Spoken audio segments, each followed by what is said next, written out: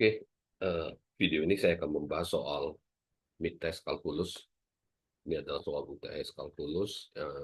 Saya ambil dari Fakultas Ilmu Komputer di Universitas Indonesia. Oke, kita mulai dari soal nomor 1.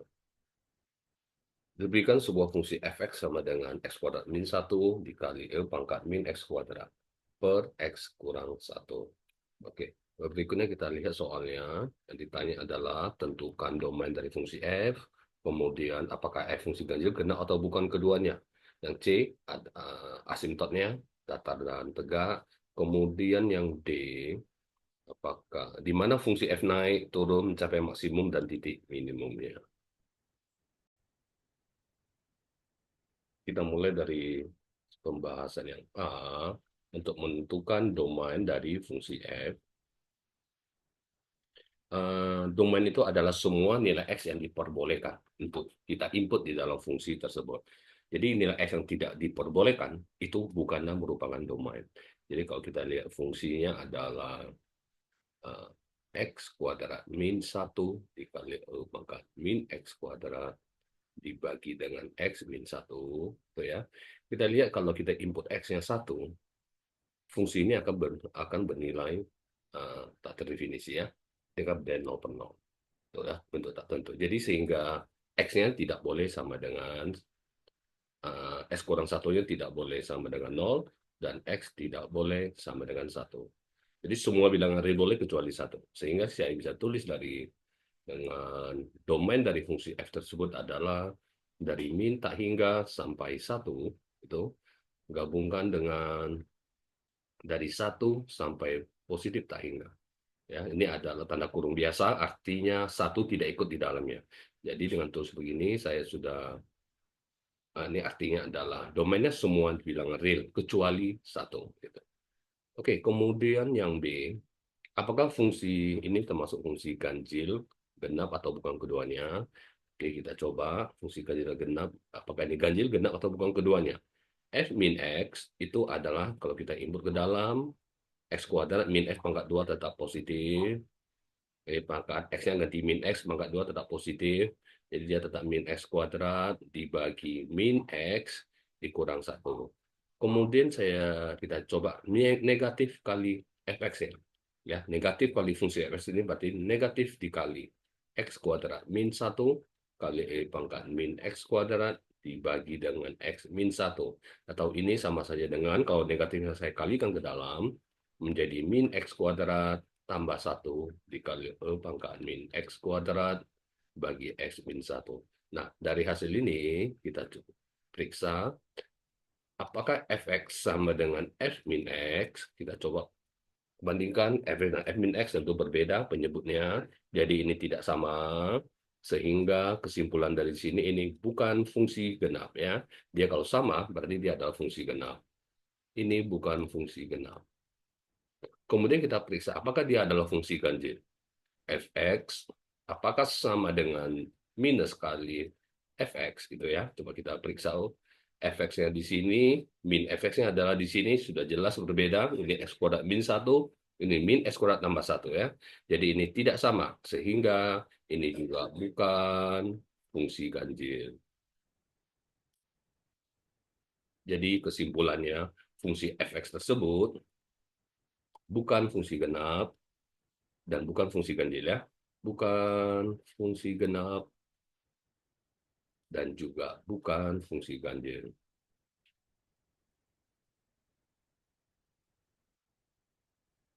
Oke, sekarang kita coba yang C, asimptot datar dan tegak dari fungsi f bila ada ya. Oke, untuk soal yang C. Fx sama dengan x kuadrat min 1 kali pangkat min x kuadrat dibagi dengan x min 1. Kita coba untuk mencari asimptot tegaknya. Untuk asimptot tegak, gitu ya. Asimptot tegak itu kita tahu dia ada sebuah garis vertikal yang menuju infinite tak hingga. Artinya y-nya menuju tak hingga gitu ya. Artinya y-nya menuju ke plus atau minus tak hingga gitu. Jadi y di sini hanya bisa menuju tak hingga jika penyebutnya sama dengan 0. Artinya jika x min 1 sama dengan 0 dan x sama dengan 1. Jadi X sama dengan 1 ini kita lihat ini merupakan kandidat dari asimtot tegaknya untuk fungsi tersebut. Dan tapi ingat ini fungsi di atas ini ada x kuadrat min 1 ya. Jadi kita coba dicek ulang apakah x1 ini merupakan asimtot tegak dari fungsi fx tersebut. Cara mengecek ulang adalah coba kita cari limitnya ya. Apakah benar limit x mendekati 1 untuk fx ini adalah tak hingga? Jawabannya ya. Asimtot itu adalah sebuah garis yang membuat nilai y tak hingga. Itu asimtot tegak. Bagi dengan x min 1, saya coba selesaikan limitnya. Kalau benar dia nilai tak hingga, berapa x sama dengan 1 betul adalah asimtotnya. Saya sedang coba ini bisa kita faktorkan di atas dikali e pangkat min x kuadrat dibagi x min 1. Ini bisa kita coret. Saya masukkan x1, 1 kali 1 tambah 1, 2 dikali e pangkat min 1 atau 2 per e. Ternyata di x mendekati 1, fungsi f tersebut nilai limitnya tidak menuju tak hingga. Jadi X sama dengan 1, ini ternyata bukanlah merupakan asimtot tegak ya. Jadi X sama dengan 1, ini adalah bukan asimtot tegak. Ya. Artinya fungsi tersebut tidak memiliki asimtot tegak ya. Sekarang kita coba periksa asimtot datar. Asimtot datar itu kita ingat ada sebuah garis horizontal yang menuju ke X-nya menuju ke tak hingga gitu. Sehingga kita menggunakan limit yaitu Y sama dengan limit X menuju tak hingga dari fx-nya X kuadrat min 1 kali E pangkat min X kuadrat dibagi X min 1. Ini bisa saya sederhanakan. X min 1, X kuadrat min 1 bisa faktoran jadi X min 1 dan kali X tambah 1, coret X min 1-nya sehingga dia menjadi X plus 1 dikali E pangkat min X kuadrat. Nah, kita lanjutkan. Kemudian dia adalah limit X menuju tak hingga dari X tambah 1 dibagi. E pangkat minus kita turunkan ke bawah supaya pangkatnya jadi positif. Kemudian kita coba input tak hingganya X. Hasilnya tak hingga per tak hingga. Ini adalah bentuk tak tentu. Ada 7 bentuk tak tentu yang memperbolehkan kita menggunakan teorema L'Hopital. Ya, ini salah satunya. Jadi, saya gunakan teorema L'Hopital. Limit X menuju tak hingga X tambah 1. Kita turunkan saja X jadi 1. 1 jadi 0. Per turunan dari E X kuadrat adalah, turunkan pangkatnya dulu X kuadrat. Dikali dengan fungsi eksponennya sendiri. Nah, sekarang kita coba masukkan X-nya infinite, tak hingga. 1 dibagi tak hingga. Hasilnya adalah 0. Ini ada nilainya ya. Jadi ini bukan bentuk tak tentu. Sehingga Y sama dengan 0, ini merupakan asimtot datarnya. Jadi Y sama dengan 0 adalah asimtot datarnya.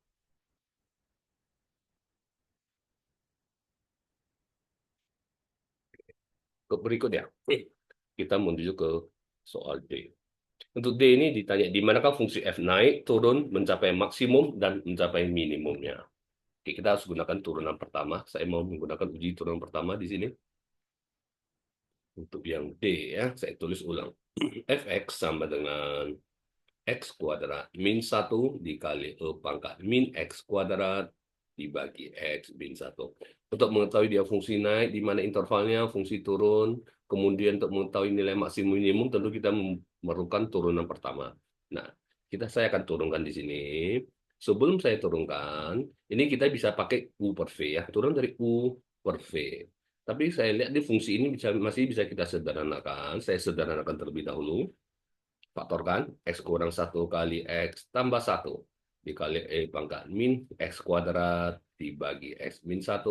Jadi saya turunkan adalah fungsi yang di atas di sini ya, yang ini. Supaya lebih sederhana, saya pakai turunannya pakai U dikali dengan V gitu ya. Nah, sekarang kita coba turunkan. Turunan pertamanya adalah U aksen V tambah U V aksen. Saya input nilainya. U aksennya 1 kali V tambah U dikali V aksen. Turunan E min X kuadrat. Turunkan pangkatnya terlebih dahulu, baru dikali dengan fungsi eksponennya. Ini cara rumus turunan fungsi eksponennya. sama dengan E pangkat min X kuadrat tambah, ya kita kalikan, ini dikali ini, tambah X tambah 1, berarti ini jadi kurang, ya saya buat jadi kurang di sini, Poisson V tambah UV aksen, berarti ini menjadi kurang, 2X yang saya tarik ke depan, 2X kali ke X, 2X kuadrat, ya minus saya tarik ke depan, 2X saya kalikan ke dalam itu, tambah 2X dikali E pangkat min X kuadrat. Ini adalah turunan pertamanya. Dari turunan pertama ini saya bisa cari di mana dia fungsi naik, di mana fungsi turun, kemudian di mana dia titik maksimum dan minimum fungsi, ya. Caranya kita cari stasioner. Oke. Stasioner itu adalah nilai di mana turunan pertamanya sama dengan 0. 0, saya input E pangkat min X kuadrat dikurang 2X kuadrat tambah 2X kali E pangkat min X kuadrat sama dengan 0. E pangkat min X kuadrat, saya kalikan ke dalam, saya mau faktorkan nanti ini, ya. Saya kalikan ke dalam, min X kuadrat kali 2X kuadrat dikurang 2X kali E pangkat min X kuadrat sama dengan 0. E pangkat min X kuadrat faktorkan, 1 dikurang 2X kuadrat dikurang 2X sama dengan 0. Nah, sekarang kita dapat bentuk persamaan seperti ini. Jelas E pangkat min X kuadrat, berapapun X-nya nilainya, dia tidak akan mungkin 0. Ya. Jadi, yang membuat persamaan ini bernilai 0 adalah persamaan kuadrat yang di dalam di sini. Jadi, turunan pertama sama dengan 0 akan terjadi saat 1 kurang 2X kuadrat kurang 2X sama dengan 0. X yang kita hasilkan dari sini, ini merupakan calon dari titik maksimum dan minimumnya. Gitu, ya. Nah, sekarang saya ubah saja dulu menjadi persamaan kuadrat. Minus 2X kuadrat, min 2X, tambah 1 sama dengan 0. Ini nggak bisa difaktor, jadi kita pakai rumus saja. A-nya minus 2, B-nya minus 2, C-nya adalah 1. Saya pakai rumus ini untuk cari X-nya, yang merupakan calon nilai maksimum minimum di sini, ya. X sama dengan minus B, plus minus akar B kuadrat kurang 4AC dibagi 2A sama dengan negatif dari negatif 2 jadi plus 2 di sini. Akar dari min 2 kuadrat, 4 kurang 4 kali A kali C, jadi tambah 8 dibagi 2A, 2 kali min 2, min 4 sama dengan 2 plus minus akar 12 ini adalah 2 akar 3 dibagi minus 4. Sederhanakan lagi, ini bisa dibagi 2, bagi 2, bagi 2, saya dapat X-nya adalah 1 plus minus akar 3 dibagi min 2. Dari sini saya dapat 2 nilai stasionernya. 1 tambah akar 3 dibagi min 2, satu lagi adalah 1 kurang akar 3 dibagi dengan negatif 2. Kedua titik ini adalah nilai stasioner. Apakah kedua titik ini merupakan maksimum minimum? Akan kita coba nanti dengan metode uji turun pertama. Dan sekaligus kita akan mencari di mana fungsi naik dan fungsi turun. Nah, untuk mengetahui kira-kira berapa nilai desimalnya, ya, saya coba gunakan kalkulator. Di sini X1-nya adalah 1 tambah akar 3. 1 tambah akar 3. Saya bagi dengan min 2. Saya dapat sini negatif 1,36. Untuk yang di sini, 1 dikurang akar 3. Saya bagi dengan min 2. Saya dapat positif 0,36, ya. Kira-kira mengetahui nilai desimalnya, supaya saya tahu nanti berapa kira-kira nilai X yang mau saya uji di dalam garis bilangan, ya. Oke, kita mulai. Saya masukkan. Di sini X-nya lebih kecil, negatif. Ini adalah 1 tambah akar 3 bagi min 2. Titik yang di sini adalah 1 dikurang akar 3 dibagi min 2. Nah, akan kita coba input ke dalam turunan pertamanya. Tadi kita dapat turunan pertamanya adalah di sini, pangkat min X kuadrat. Ini turunan pertamanya ya. Saya coba faktorisasi seperti ini ya. Jadi ini sebagai turunan pertamanya. Di sini sudah saya faktorisasi seperti ini. Mungkin lebih gampang kita mengujinya positif negatif nanti. E pangkat min X kuadrat. Faktorize ke depan, turunan pertamanya. 1 min 2 X kuadrat min 2X. 1 min 2X kuadrat min 2X ya. Nah, kita coba uji untuk mencari fungsi naik dan fungsi turun. Jadi yang kita uji adalah nilai turunan pertama. Di sini kita kita sudah tahu desimalnya sekitar -1,36. Di sini desimalnya sekitar positif 0,36. Nah, saya coba uji di sini nilainya turunan pertama dari ini -1, saya coba di sini -2 ya. Positif atau negatif hasilnya. Saya input X-nya -2. -2 saya dapat dia ini 4 tambah 1, 5. 5 kurang di sini. Kalau X-nya -2, aku ada 4, -8. Di sini dia negatif. Nah, saya di sini saya coba turunan pertama dari 0 gitu ya. Sini tadi saya dapat negatif. Untuk X yang 0, saya input, saya dapat positif. Ini 0,36. Jadi saya bisa coba input turunan pertama dari. Saya tidak gunakan satu, ya, karena satu ini bukan asimptotnya, hati-hati di sini. Satu ini bukan domainnya maksud saya. Satu ini bukan domain. Jadi kita nggak bisa menggunakan X yang satu. Saya coba X-nya misalnya 2 saja. Turun jadi kalau dia X-nya 2, gitu ya. Input ke sini ya, saya dapat dia negatif lagi. Jadi kita sudah tahu gambarannya. Kira-kira nanti gambarnya, sketch kurva kita adalah, saya tandain ini garis ini titik stasioner, di sini dia negatif turunannya di atas, berarti dia adalah ini fungsi turun, stasioner, di sini positif, dia naik lagi, ini stasioner, ini adalah puncaknya, negatif dia turun lagi. Dari gambar ini kita sudah tahu ini adalah membuat nilai X di sini adalah membuat nilai minimum fungsi karena di bawah. X yang di sini adalah pembuat nilai maksimum fungsi. Ya, pembuat nilai maksimum. Nah, fungsi naik, fungsi turun kita sudah jelas kelihatan. Di sini fungsi naik, fungsi turun di sini. Jadi dari satu garis ini, satu uji tes turunan pertama, kita bisa tentukan interval fungsi naik. Fungsi daerah di mana dia turunannya positif ya, dari sini sampai di sini. Itu adalah interval fungsi naik X yang dari ini dia fungsi naik 1 tambah akar 3 per min 2, 1 tambah akar 3 per min 2 sampai di sini titiknya ini adalah 1 kurang akar 3 dibagi min 2. Ini interval fungsi naik. Interval fungsi turun adalah, kita lihat di sebelah kiri ini, di sebelah kiri X di sini, berarti dari minta hingga sampai titik ini. Kemudian di sebelah kanan titik ini, interval fungsi turun. Dari 1 kurang akar 3 per min 2 sampai tak hingga ya. Di sini dia turun. Di sini dia juga turun. Jadi ada dua daerahnya. Yaitu dari min tak hingga sampai 1 tambah akar 3 per min 2. Gabung dengan di sebelah kanannya dari 1 kurang akar 3 per min 2 sampai positif tak hingga. Ini adalah interval fungsi naik dan fungsi turunnya. Oke, berikutnya untuk mencari nilai maksimum fungsi, kita sudah tahu dari gambar kita, ini yang membuat nilai minimum X di sini, dan X yang di sini tadi membuat nilai maksimum.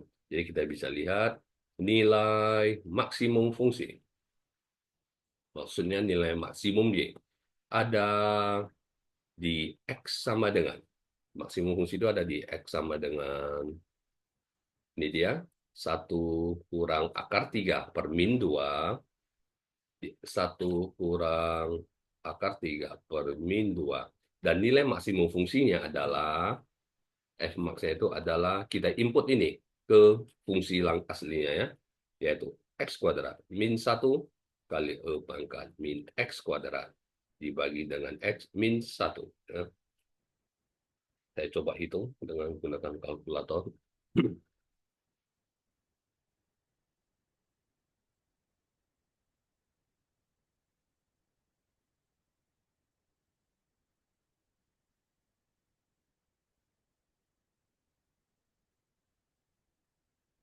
Eh, oke. Kita input saja X-nya ke fungsi tersebut. Saya coba hitung. Ini dengan menggunakan kalkulator, saya dapat nilai maksimumnya ada di X1 kurang akar 3 per min 2. Nilai Y-nya atau nilai maksimum fungsinya adalah sekitar 1 ya. 1,195 dengan menggunakan kalkulator. Kemudian nilai minimum fungsi itu ada di X sama dengan 1 tambah akar 3 per min 2, yaitu di titik ini kita sudah lihat tadi, ini nilai minimumnya sudah jelas di sini ya. Di 1 tambah akar 3 per min 2 X-nya, dan nilai minimum fungsi tersebut atau nilai Y-nya adalah sama, kita masukkan ke fungsinya langsung dibagi dengan X min 1. Saya dapat nilai minimumnya adalah sekitar minus 0,057. Ya, ini maksimum dan minimum fungsi. Oke, berikutnya saya akan bahas soal nomor 2.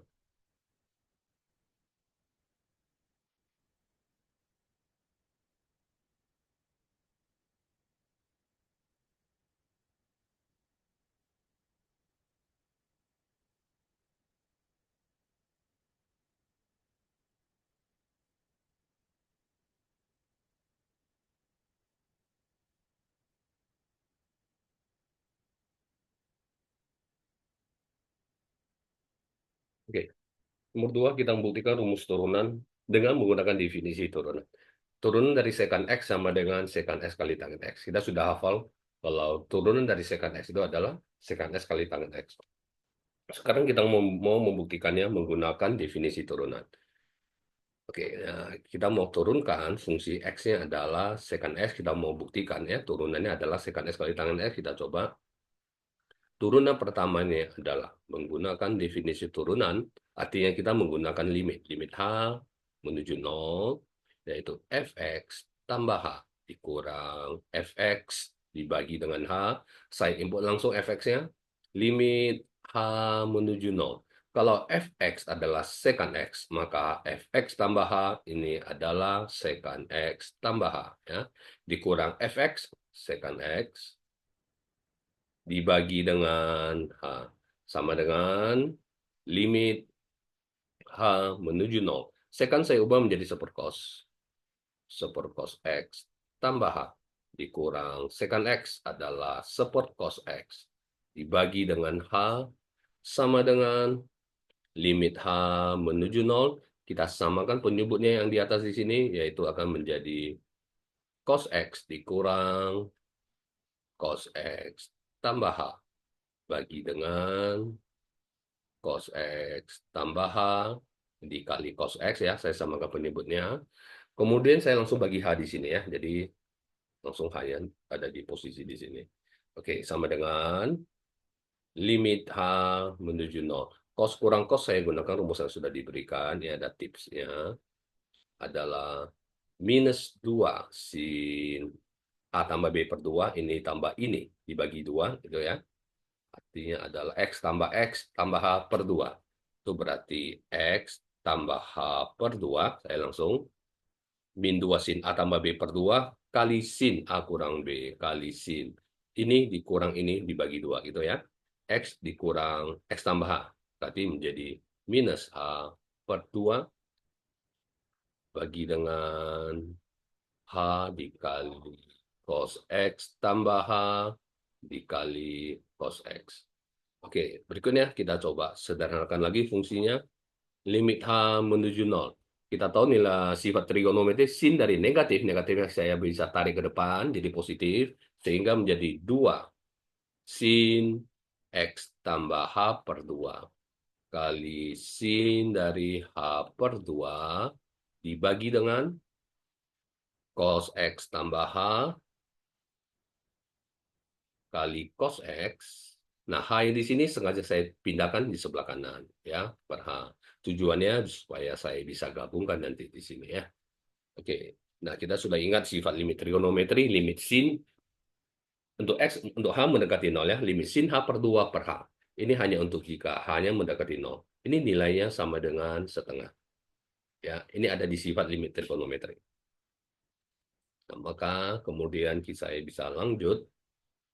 Di sini 2 kali setengah, saya bisa langsung coret 2 kali setengah adalah 1, gitu ya. Nah, sekarang saya input hanya menuju 0, yaitu sin X. Ya, hanya menuju 0. Sin X per input hanya 0, cos X. Di sini juga cos X, gitu ya, karena hanya saya sudah input 0, sehingga saya dapat hasilnya sin per cos adalah tangen, seper cos X adalah secant X. Inilah rumus pembuktian dari turunan secant X adalah secant X dikali tangen X. Oke, berikutnya kita menuju ke soal nomor 3.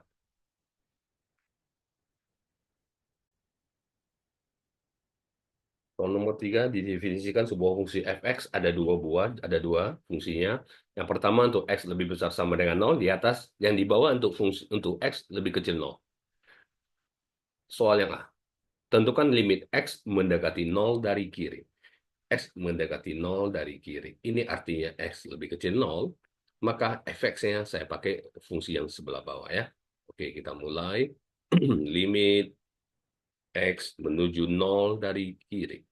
Fx, saya gunakan fungsi yang x lebih kecil 0 di sini, kurang seper x, sama dengan limit x menuju 0. Ya. Kalau saya langsung masukkan x yang 0, tentu dia jadinya seper 0 kurang seper 0 ya. Jadi saya gabungkan dia jadi satu pecahan, x dikurang sin x dibagi x dikali sin x.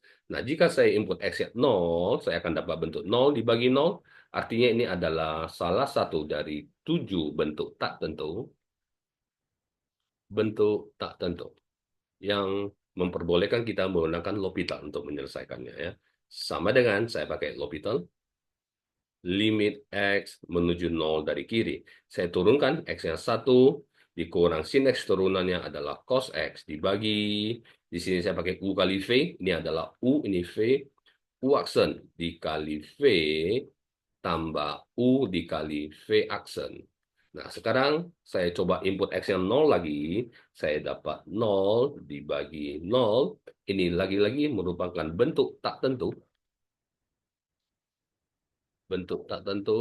dan saya bisa menggunakan teorema L'Hopital lagi. Limit x mendekati 0 dari kiri. 1 turunan jadi 0, min cos x, turunan cos adalah min sin, ketemu min jadi plus sin x gitu, dibagi turunan dari sin adalah cos x, tambah, ini lagi-lagi saya pakai U kali V, U aksen dikali V, tambah U kali V aksen, turunan cos adalah min sin. Minusnya saya taruh di depan ya. Di sini dia. Nah, sekarang saya coba input lagi nilai X yang sama dengan 0. Saya dapat hasilnya adalah 0 dibagi cos 01, 1 tambah 1 kurang 0, 0 per 2. Hasilnya 0 per 2 adalah 0 ya. Jadi limitnya adalah sama dengan 0. X mendekati 0 dari kiri. Ini dia jawaban. Berikutnya untuk soal yang B, tentukanlah nilai K agar F kontinu pada X sama dengan 0. Agar dia kontinu. Ini saya copy paste ke bawah dulu.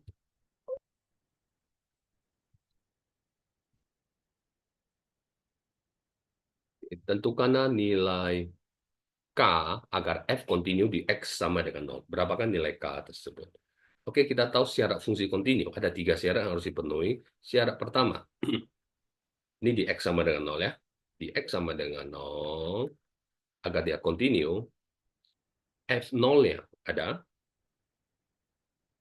Syarat kedua, limit X mendekati 0 dari Fx tersebut juga ada dan terdefinisi. Syarat yang ketiga, nilai F0 adalah sama dengan, ini saya hapus ya, ini bukan turunan ya. Nilai F0 nilainya sama dengan nilai limitnya. Jika syarat ini terpenuhi ketiganya, maka fungsi tersebut continue di X sama dengan 0. Nah, sekarang kita coba. Limit X mendekati 0 dari kiri, kita sudah dapat jawabannya adalah 0. Maka limit X mendekati 0 dari kanan, dia juga harus sama dengan 0 ya. Dan fungsi X F0-nya juga harus sama dengan 0. Jadi kita coba saja F0 sama dengan ya. Ini ada sama dengan 0, kita gunakan fungsi yang di atas. Ln dari min kx kuadrat tambah x tambah k kuadrat, dia harus sama dengan limitnya, tadi kita sudah cari sama dengan 0. Ini limit x mendekati 0 dari kiri, maka x mendekati 0 dari kanan juga harus 0. Maka nilainya juga harus sama dengan F0 di sini ya. Saya masukkan ln dari x-nya 0 tambah x-nya 0 tambah k kuadrat sama dengan 0. Ln dari k kuadrat sama dengan 0. Kita sudah tahu logaritma. Logaritma berapa yang sama dengan 0? Yaitu logaritma dari k kuadrat. Ya. Jadi k kuadrat, logaritma berapa 0 adalah logaritma 1. Jadi k kuadrat ini bernilai 1. Atau bisa juga kita pakai sifat logaritma, kita ubah k kuadrat sama dengan e pangkat 0 gitu ya. Mengubah x logaritma menjadi pangkat. Artinya k kuadratnya adalah 1, maka k ada dua jawaban, bisa plus atau minus 1. Inilah nilai K yang memenuhi agar fungsi fs kontinu. Berikutnya, kita lihat soal yang C. Apakah f memiliki turunan pada x sama dengan 2 jika nilai K 2? Oke, kita coba lihat. X sama dengan 2 jika nilai K sama dengan 2. Apakah memiliki turunan? Untuk X sama dengan 2 dan K sama dengan 2, saya coba input. Di sini X yang lebih besar 0 pakai fungsi yang di atas, sehingga fx-nya adalah ln dari K-nya 2, X-nya juga 2, input saja, minus 8 tambah X-nya 2, K kuadratnya 4. Ini adalah ln dari minus 2. Ln dari minus 2 jelas tak terdefinisi. Tidak ada nilainya ya, tak ada. Sehingga jika nilai fx-nya saja sudah tidak ada, maka turunannya sudah jelas tidak ada. Ya, jadi apakah f memiliki turunan? Tidak. Ya, jadi fx tidak memiliki turunan.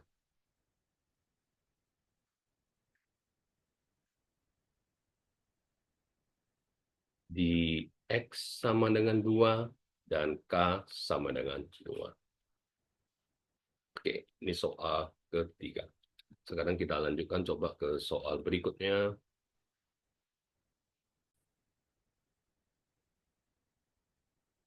Ini ada kasus sebuah garam dituang dari sebuah botol, ada gambar ilustrasinya, dengan laju 0,8 V cm kubik per menit. Itu dV/dt-nya. Menghasilkan suatu tumpukan berbentuk kerucut, tumpukan dari garam berbentuk kerucut dengan alas berbentuk lingkaran. Jika tinggi kerucut, ya tinggi kerucut nanti ini tingginya gitu, nanti dia akan berbentuk kerucut kira-kira seperti ini. Tuh, garamnya ini atau enggak? Ini tinggi kerucutnya saya buat H. Tinggi kerucutnya itu selalu sama dengan seperempat dari diameter. Ini diameternya. Jadi kalau tinggi kerucutnya sama dengan seperempat kali diameter, ini hubungan antara kedua variabel. Nah, diameternya itu saya gantilah saja jadi 2 kali jari-jari ya. Sehingga tinggi dari kerucut selalu sama dengan setengah kali jari-jari. Oke, nanti ini yang mau saya gunakan untuk menghubungkan kedua variabel. Kemudian tentukan seberapa cepat perubahan tinggi DHDT yang ditanya. Seberapa cepat perubahan tinggi tumpukan ketika tinggi tumpukannya adalah 10 cm. Saat hanya 10 cm, berapakah DHDT-nya ya? Perubahan ketinggian tumpukannya. Oke, kita mulai dengan menuliskan rumus volume kerucut. Volume kerucutnya akan bertambah terus karena garamnya dituang terus ya. Volume kerucut rumusnya adalah sepertiga kali V kuadrat kali H-nya tinggi. Kemudian kita turunkan. Sebelum saya turunkan, saya input dulu. Dia tanya di sini DHDT, jadi R di sini saya ubah jadi variabel H ya, dari sini ya.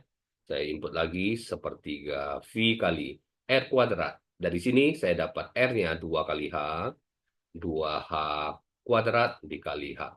Saya dapat volumenya adalah 4/3. Gitu. V kali H pangkat 3. Ini saya sudah dapat bentuk rumusnya, saya ubah ke H semua karena ditanya DHDT gitu ya. Jadi kalau ditanya DRDT misalnya, H yang saya ubah jadi R. Ya.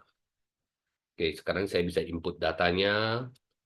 Volume dari garam itu atau kerucut akan terus bertambah. Saya turunkan dari sini. DVDT ya, gitu ya. Saya mulai DVDT karena DVDT dari soal sudah diberikan positif 0,8 V cm kubik per menit. Kenapa saya tahu ini DVDT? Ini adalah volume, ini adalah T-nya, waktunya ya. Dan kenapa saya buat positif? Karena kerucutnya itu akan bertambah terus volumenya. Jika dia bocor, maka DVDT-nya bernilai negatif. Nah, sekarang saya turunkan ya. Ini kita pakai turunan implisit. Sebelah kiri turunan terhadap T, kanan juga saya turunkan terhadap T. Jadi menjadi 4/3 V H pangkat 3 turunan terhadap T 3H kuadrat DHDT. Ini turunan implisit ya. Jadi sekarang saya input, ini tiga yang bisa saya coret dulu. Saya input DVDT-nya positif 0,8 V sama dengan 4 kali H kuadrat. Hanya dari 10 cm, kita gunakan satuan cm semua. 10 kuadrat ini 100 kali DH DT. Ini ada V-nya lagi ya. V-nya. Jadi V-nya ini kiri kanan bisa kita coret. Saya dapat DH DT-nya adalah 0,8 dibagi 400. DH DT. Jelas satuannya adalah centimeter per menit. Jadi inilah perubahan ketinggian dari kerucut ya, kecepatannya sebesar 0,8 400 cm setiap menit. Oke, berikutnya saya lanjut ke ini soal yang A, nomor 4A, kemudian ini ada soal nomor 4B.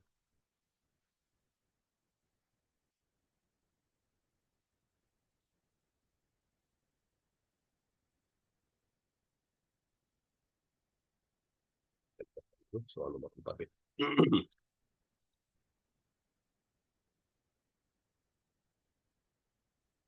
Oke. Ini adalah tangki penyimpanan bahan bakar yang terbuat dari logam, itu ya. Bentuknya adalah silinder, di bawahnya adalah setengah bola. Ini tangki. Tentukan dimensi tangki, maksudnya berapa jari-jarinya, tingginya gitu ya, agar luas permukaannya minimum, paling kecil. Untuk menampung volumenya itu adalah 100 cm kubik. cc itu cm kubik gitu ya. Nah, ada dikasih luas permukaan setengah bola ya, itu 2 VR kuadrat. Jikapun tidak diberikan, kita harus tahu luas permukaan bola itu 4 VR kuadrat. Ini setengah bola jadi 2 VR kuadrat. Berapakah dimensi tangki agar luas permukaannya minimum? Dengan catatan volumenya harus 100 cm kubik ya. Oke, kita lihat dulu ini volumenya. Volume dari volume dari tangki ini adalah volume silinder. Volume silinder rumusnya adalah VR kuadrat kali H tingginya. Jadi ini tinggi silindernya, ini jari-jarinya, demikian juga ini jari-jari bolanya sama. Kita cari hubungannya nanti antara H dan R ya. Volumenya PR kuadrat H, volume silinder, tambah volume setengah bola. 2/3 VR pangkat 3. Volume satu bola 4/3 VR pangkat 3 ya. Sama dengan 100. Ya, kita coba. Saya mau cari hubungan antara R dan H dari sini. Uh, kita kotakkan dulu persamaan yang di sini. Ya, sekarang kita lihat ke luas permukaannya. Tentukan dimensi tangki agar untuk menampung volume minyak sebesar 100 cm kubik ya. Ini dia. Untuk luas permukaan dari setengah bola di sini, ini adalah 2 VR kuadrat tambah kemudian ini dinding silinder di sini adalah 2 PR dikali dengan H, kemudian tutupnya ini ya seperti lihat pada gambar, penyimpanan bakar terbuat dari logam.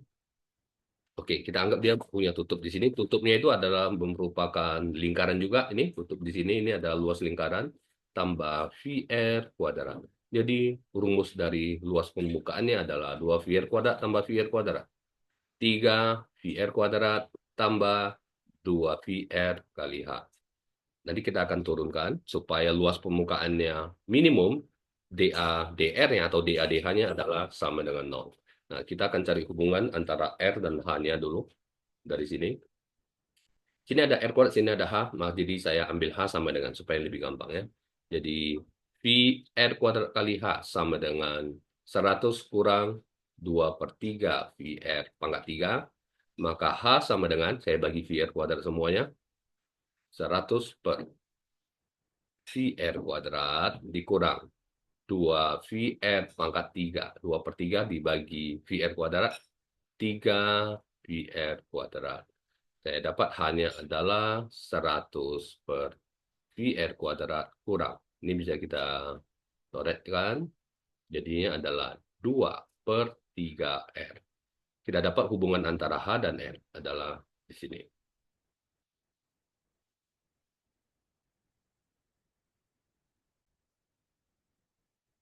Dan sesudah kita mendapat hubungan antara H dan variabel R, kita input di sini hanya saya dapat luas permukaan sama dengan 3 VR kuadrat tambah 2 VR kali dengan H. Hanya adalah 100 per VR kuadrat kurang 2 per 3 R. Tambah dengan 3 VR kuadrat tambah. Ini bisa dicoret VR-nya. VR-nya coret, tinggal R saja. 2 kali 100, 200 bagi R dikurang. 2 VR di sini juga kali dengan di sini. Saya dapat nih 4 V per 3 R kuadrat ya. Ini R kali R kuadrat.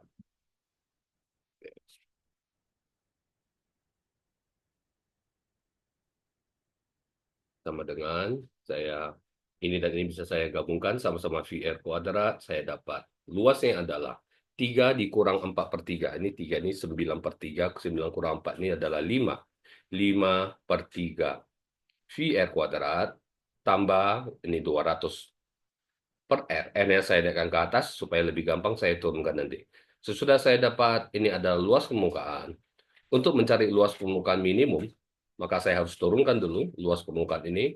Turunannya tentu terhadap jari-jarinya. Kita turunkan terhadap R 2 kali ke depan. 10 per 3 VR dikurang min 1 kali yang ke depan. 200 R min 2. Sama dengan 10 per 3 VR dikurang 200 dibagi R kuadrat. Ini adalah turunan pertama dari A. Kemudian untuk mencari nilai maksimum atau minimumnya, maka turunan pertamanya harus sama dengan 0. Saya input 10 per 3 VR dikurang 200 per R kuadrat sama dengan 0. 10 per 3 VR sama dengan 200 per R kuadrat. Kemudian untuk mempermudah perhitungan, saya coret dulu 10-nya dengan 0. Kemudian saya kali silang.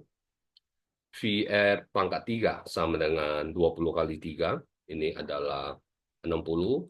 Jadi R pangkat 3 sama dengan 60 dibagi dengan V. Saya dapat jari-jarinya ini adalah 3 akar. 60 dibagi dengan V. Sesudah dapat jari-jarinya, kita bisa hitung tinggi dari hanya itu ya, tinggi dari silindernya, dari hubungannya di sini.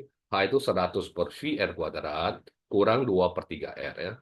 100 per VR kuadrat kurang 2 per 3 R.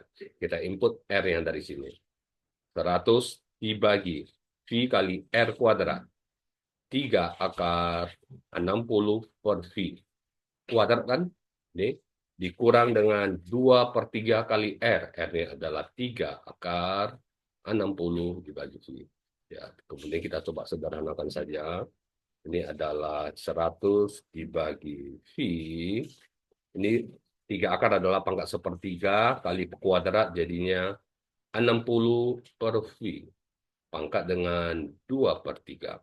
Dikurang 2 per 3 kali 3 akar 60 dibagi dengan V. Ini adalah tinggi dari silindernya. Sehingga kita bisa dapat dimensinya. Ya, dimensi dari tangki itu, ini R-nya adalah sebesar 3 akar 60 per V dan H-nya adalah sebesar 100 per V kali 60 per V pangkat 2 per 3 dikurang 2 per 3 kali 3 akan 60 per V. Oke, berikutnya untuk soal nomor 5.